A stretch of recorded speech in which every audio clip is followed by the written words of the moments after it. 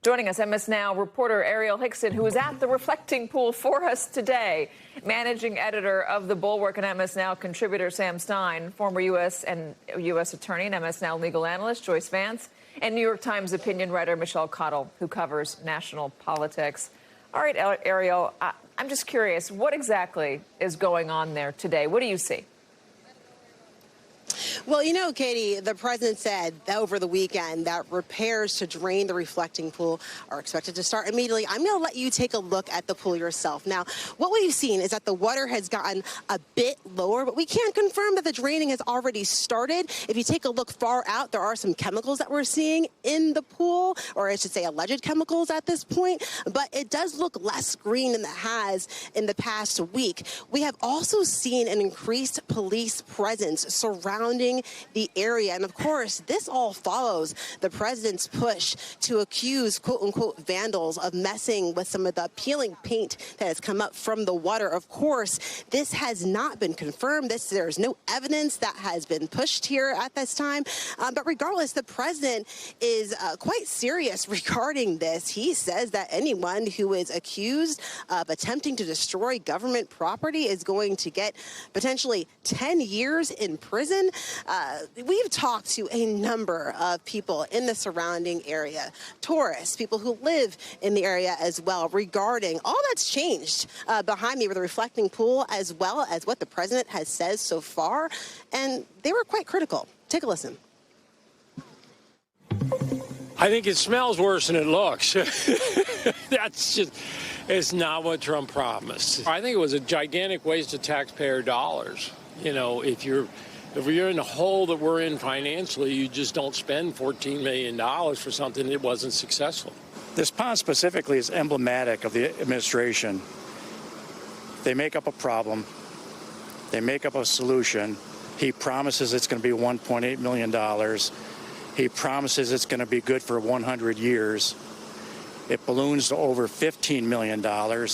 It doesn't even last 1 week. Now, Katie, wow.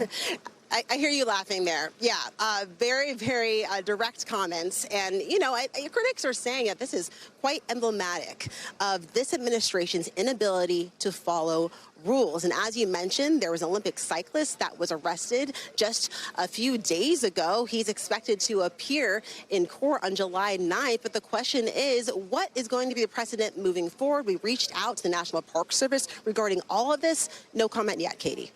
All right, Ariel, thank you so much. That was really worth our time going there and seeing what's going on.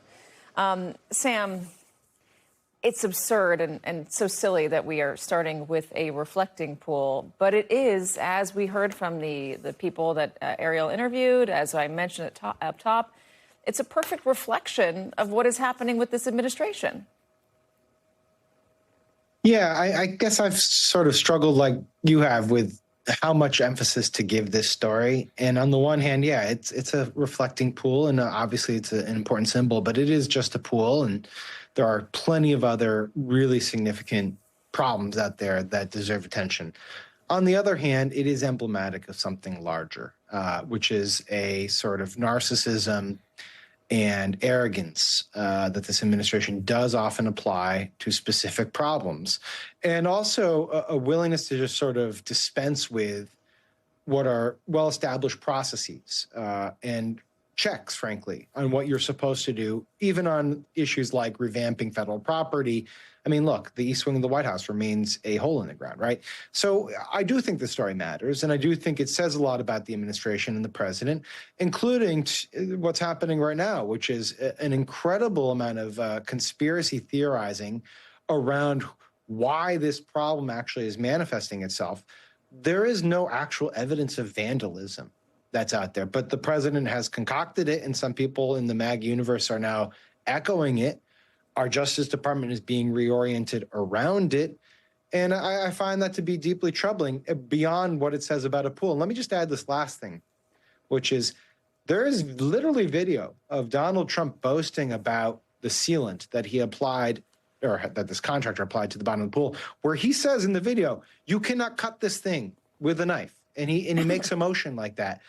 And now he's out there saying, in fact, there was a 300-foot gash applied to the sealant, 300-foot gash applied to the sealant by some knife, as if we wouldn't notice some assailant putting a knife for literally the length of an entire football field, cutting the reflecting pool. It makes no sense. And I do think, Katie, to your point, when you look at that, it does say a lot about how this president operates and the problems that are obviously apparent in other fields, not just the reflecting pool.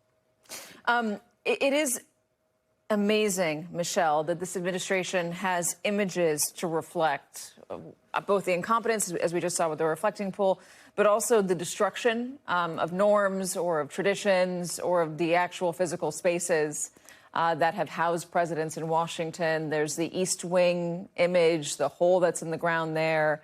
There was the image of the cage match being erected on the White House lawn. There's now an image of the way it destroyed the South Lawn and how it needs to be completely redone.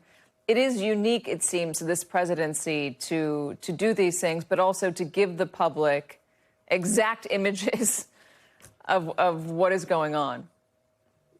So, I mean, America loves itself a good metaphor. You can't beat this. And to Sam's point, give it tons of attention, because as you talk about, these images resonate with people. Sometimes they resonate, as we've seen with the ballroom debacle at the White House. They resonate a lot more than much more serious, complicated issues that have dire consequences. I mean, in this case, you have something that kind of everybody can understand, which is total incompetence. And then the Trump administration claiming that it's nefarious terrorists who have been in there with their giant knives cutting things up. So you just see kind of the distillation of Trump's approach to government here. He runs off and does something that's a vanity project, farms it out in a no-bid contract. So there's it stinks to high heaven. And then when it goes wrong, he shirks accountability and claims that somebody's out to get him, going so far as to arrest people. So that's really easy to understand. And I think that it is worth spotlighting that, so that once again, people can see what they bought here. And by that, I mean what presidency. Sam was mentioning that Donald Trump bragged that you couldn't cut the bottom with a knife. Here's Donald Trump talking about that specifically. This will last for at least 50 years, and you'll never have a leak. It's very strong. You couldn't, if you had a knife, I don't want to give anybody ideas. If you had a knife, you can't even cut it. So strong, so powerful. It's like powerful rubber. It is beautiful. So, Joyce, is that going to matter when these folks who have been charged with vandalism go to court to defend themselves? Well, look, Katie, no one is going to prison for 10 years over this crime. We know that because I went to the trouble of looking up the statute, the vandalism of federal property statute, and there's actually a misdemeanor that they're charging people with. You'll recall that the reason that this U.S. Attorney's Office in D.C. has used that misdemeanor provision on other occasions is because they don't have to take it in front of a grand jury. And if they did, they could never get a charge past a grand jury because the law requires a willful intent to injure the federal property. And so when you've got somebody who's simply reaching into the water and coming out with a chip of peeling paint, there's absolutely no way that a crime has been committed. And all of this from the no-bid contract with Donald Trump's Mar-a-Lago neighbor that led to the work being done improperly. When you go to trial as a defendant, you can put on expert witnesses to talk about the science. I mean, it's all sort of crazy and nonsensical, and I get the distaste that you and Sam have for giving it oxygen. But the reality here is that this is a U.S. attorney, a federal prosecutor, using the power of her office to help realize the president's fantasy. And here that fantasy is vandals have ruined his beautiful project. Well, that's not true. And the idea that people are being arrested and prosecuted in an effort to pacify the president, that's the danger signal here. Doesn't it fit nicely into this metaphor that we've been talking about, incompetence? They can't actually charge these people or can't actually prosecute these people with the vandalism charges that they're trying to use, Joyce? Yeah, you know, if it's not khaki-stocracy, it's kleptocracy, right? It's either incompetence or it's fraud. And look, it's overwhelming. We see it every day. It's always getting fired at us. It's easy to become numb to it. I think the reflecting pool story is important because anyone can look at the pool, watch what's happened, Trump claiming it needed to be fixed, spending $13 million. I think that's the amount of our money for the original project at a time when we're being told we don't have money to feed hungry school kids or make needed repairs to infrastructure.